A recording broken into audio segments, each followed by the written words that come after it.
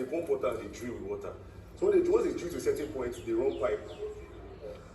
Yes, so if it's on the land, they just start from the land like this. They put all their setup. I don't want to talk too much, and they start drilling into the ground. When it is in the ocean, they use some kind of mechanism to position their ship. That thing is very powerful. It keeps the ship in one place. It's different, what do you call it? Fan bell. I mean, this. No, not alcohol. This. The shaft. Yeah. This speedboat thing now, the fan. So they put it in different places, and it geopositions the ship in one place, no matter the wave. Like a propeller here, they put different propellers around the ship, and it will position it in one place.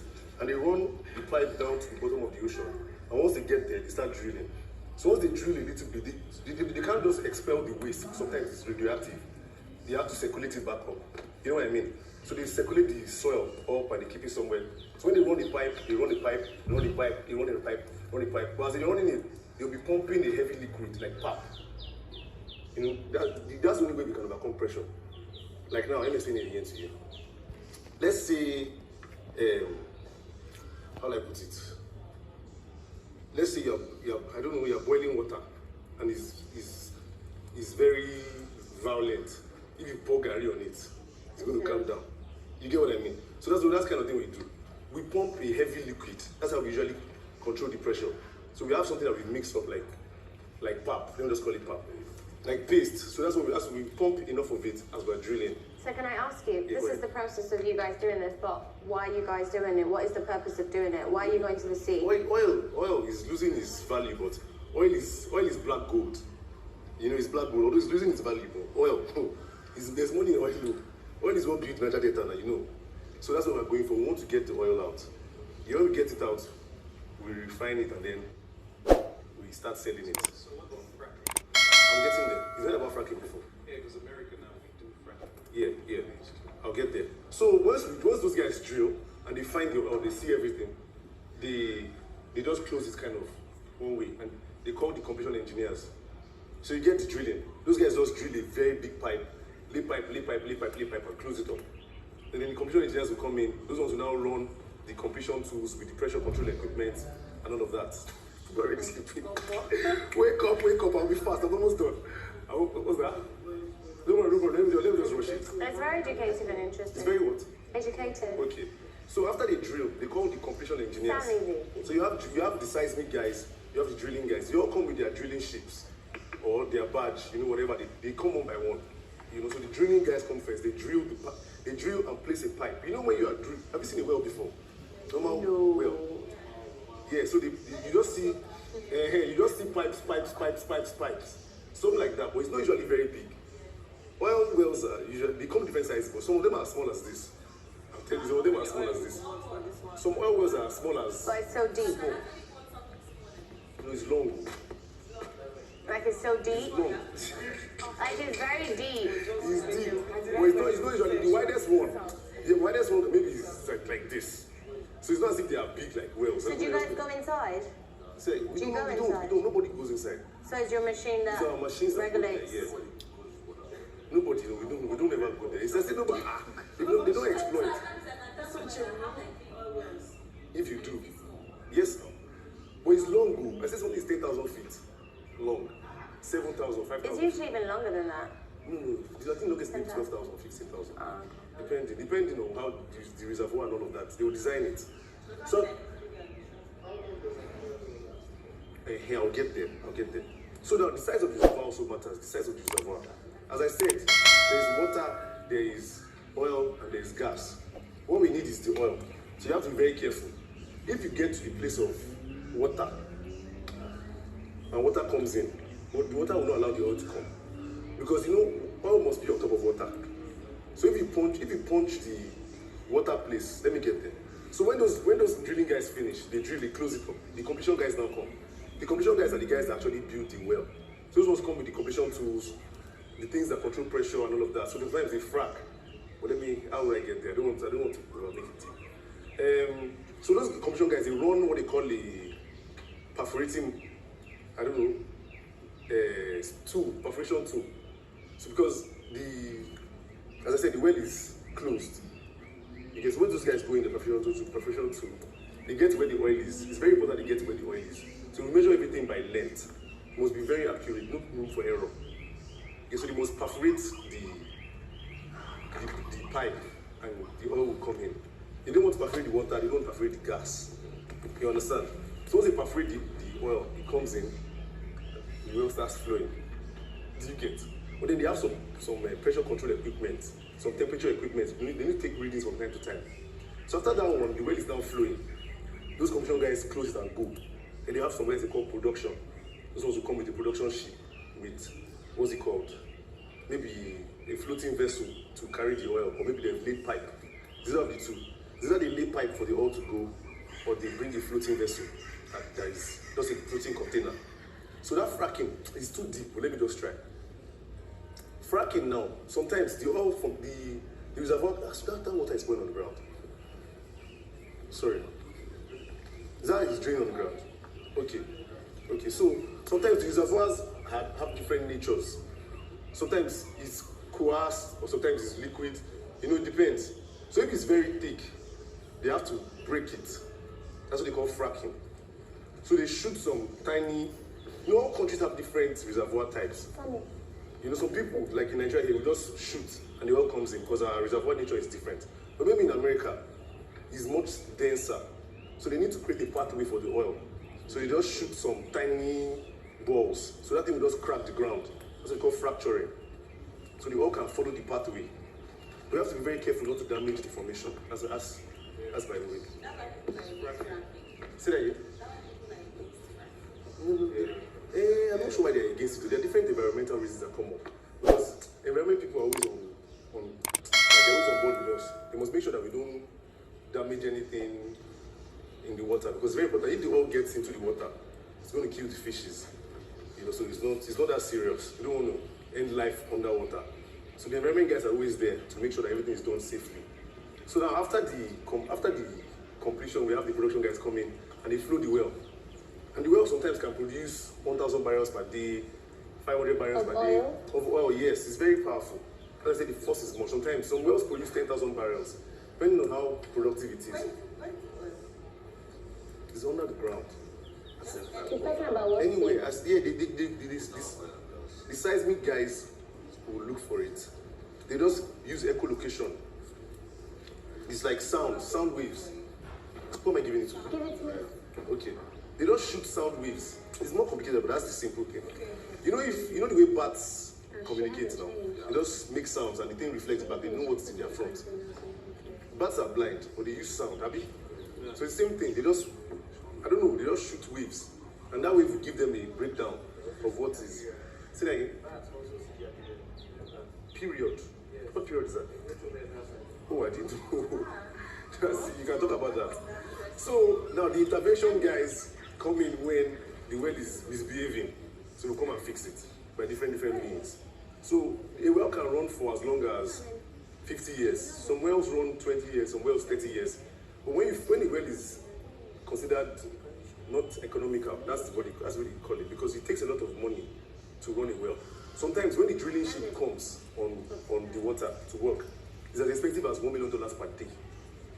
I'm telling you, to just bring the ship there, and they can work for 1 month. That's $30 million. It's a lot of money. You spend as much as $1 billion on some wells in total. So when the well is not producing enough to match that money, it's no more economically valuable. So you just come and plug it. So they just pump cement inside the well, pump a lot of cement, kill it, and then cover it, and they abandon it. Thank you. Any questions? Oh, wow. Any questions? So how much are you making? No, I'm not making that much money. That's why I'm here. To make more. Thank you. No problem. Oh, yeah, chemical engineer. Oh, see, okay, nice. Yeah, petroleum. So who's going next? Giggle. Yerins can cover like 5 topics. Only my Sorry. only one topic. Yeah. Not to know. But like, what you guys want to say about I think it was. The shortest one. all resources can be found in different parts of the country. Yes. In Nigeria, we have Lagos and Yeah. Lekki has different parts. Yeah. So, sometimes, and when you become yeah, NAPC must be there as well. Yeah. Manifestation and then stuff. If you have the equipment and everything, of course, people own wells, even in Nigeria. A lot of people in Texas. Pere. You know people in Texas own wells now. Of course. It's a business that people do. I have two of my friends who actually own wells. Even here too, young boys like us in the South Africa own their own wells. But you must have contracts, whatever, what do you call that thing? Yeah, legal stuff with the government. They take their accounts. That's how they do it. So guys, who's going next?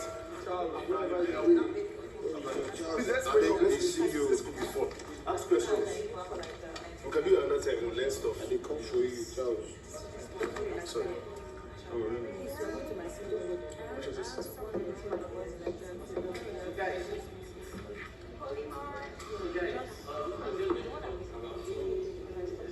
About what? Love. Philosophy. So are they philosophy now? Yes, just an understanding about love. So, like, about me, when I get to a stage where I can't really define something very well, I invent a name for it. You know, just one joke one that when we came, I was talking about Labunda, right? Yeah. So Labunda is, I said it's sex, right? So like Labunda. yes, Labunda. Yeah. It's something like, Wait, you created the word? yes, the word. Wow, Yes. Labunda. So the reason why I say that is sex is, of course, it looks like, but it's sex to two humans. You cannot. The word sex, the word coitus, the word other words for sex is sex for all creatures, right? So these two people are having sex, or these two things are having sex. It's like two goats can be having sex, right? You use that word, but when you use Labunda, I just refer to just humans. So those people are having sex. It's just humans. It's not animals or something like that. So, but I create words. I have so many words that I created. So about love, I felt like it was a very, very complex word because it meant so many things. So the one word love, let's say I love fish. Do you love eating the fish or do you love saving fish? Why, like, what does that mean? You know, or even in relationships, you know, I love you. What does that really mean? And people have been trying to understand it, you know. You will see even like religious leaders, philosophers, and people just want to understand the word. And most people came up with the idea that it doesn't really have a meaning. And I can understand when one thing has so many meanings, it loses its true meaning, right? Yeah. So let's understand how love works in relationships and how the word is very confusing. So I got to understand that from the beginning of a relationship till the end of a relationship, there are 3 stages of love. Now people use the same word love. People use the same word love because they don't know another word to use. And that's when the confusion comes because it's not love, it's something else. And the reason why I say it's something else is because even as human beings, different parts of our body react differently to those feelings. So even as a human being, like in our brain, in our body, different parts of our body react to those things differently. So if let's say I'm walking and my hand is doing like this, or I'm walking and my leg is doing like this, it's like we call it the same name because we don't know like the English, we just call it love, and that's when it's confusing. So when you want to date someone, when you like someone, that's the first stage of the love. Yeah, I don't even call it stage, I call it phase because it's something different. It's like a relay race. You know, you just pass the button to something else to run the race, not like it's evolving or something. It's just something entirely different. Now, so the first stage of love is when you see someone, right? You like the person. You have a romantic or sexual attraction towards the person. Now that one I call, like I said in the beginning, invent words. I invented the word Giggle and I called it Giggle. You feel, yes, a Giggle. You feel a Giggle towards the person. Giggle. So riddle, put G. Riddle, put G, right? Giggle. Yes, Giggle. Now, why Giggle? A romantic or sexual affection towards the person. Now, giggle is more of like, you know, I like this person, or I like the way this person makes me feel. Yeah? I see this person as someone that will be good with me. You know, it's just like, you know, I fantasize about being with this person. That is the giggle you feel for the person. And this is natural for you to feel for when you're attracted. It's a way of our body trying to embrace someone into our lives. You know, someone of our opposite sex. So how does that happen in our brain? How does giggle affect our brain? So in our brain, when you like someone or you feel a giggle towards that person, a particular neurotransmitter in our brain ignites or releases. The name of that neurotransmitter is called serotonin. Now, what is serotonin? Serotonin is the feeling we get when people like our posts, comment good things about us, and we wanting to always go to that social media brand to like get that love. Now, when you're in love with someone, the dose of that serotonin is very high. The body releases that. Yes, your brain releases that. So like you see the person, serotonin. Yes, serotonin. And you just like it. You just enjoy it. You want more of it. Now there is a side effect to that. Not really side effect, but it's just the same way our brain wants balance. So this part of our brain, there is a part of our brain called the prefrontal cortex. It's the frontal part of our brain. What that part of our brain does is it makes us, it's a decision-making part of our brain, right? So what it does is it helps us make decisions between right and wrong. It helps us know ourselves and embrace ourselves. Now, the fun fact about that brain, that part of the brain, is it develops fully 100% when you're 25 years old, 24, 25 years old. Before that, it's still developing. No, but there is also a misconception. You can still make decisions before you get that 25 years old. It's just that by the time you're 25 years old, you get to embrace who you are and go forward with that. So you get to like really know who you are. You get to like really make decisions that might affect you for the rest of your life. Also, what defines who you are is when you're from 18 to 25, who you are going to be for the rest of your life choices, the people you meet, the places you go. That's 18 to 25, wherever you were in those places will define who you are for the rest of your life. Okay, so serotonin, so the prefrontal cortex that helps us make decisions, right?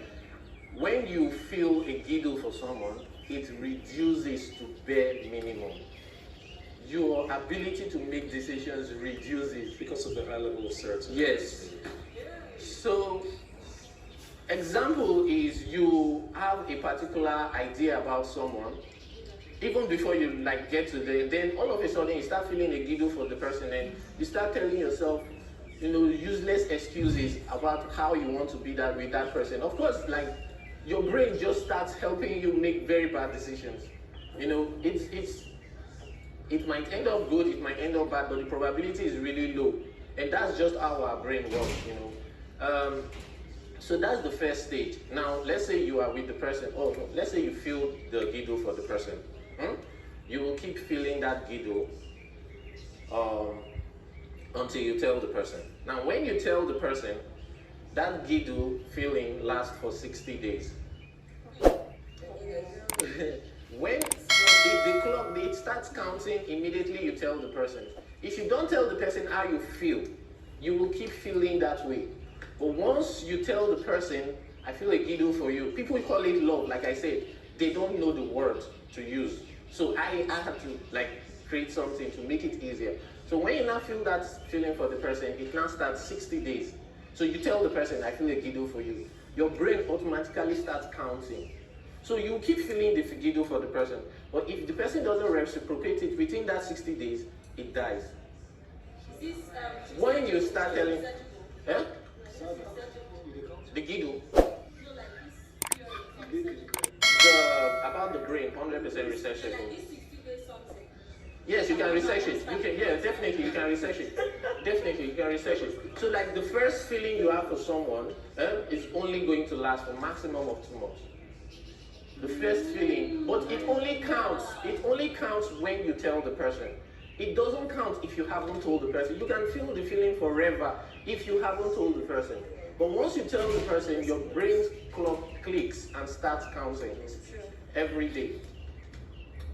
So that's how it happens. So if you go up to meet a person and you tell the person that I feel this way for you, and the person says, oh, I don't feel that way. Huh?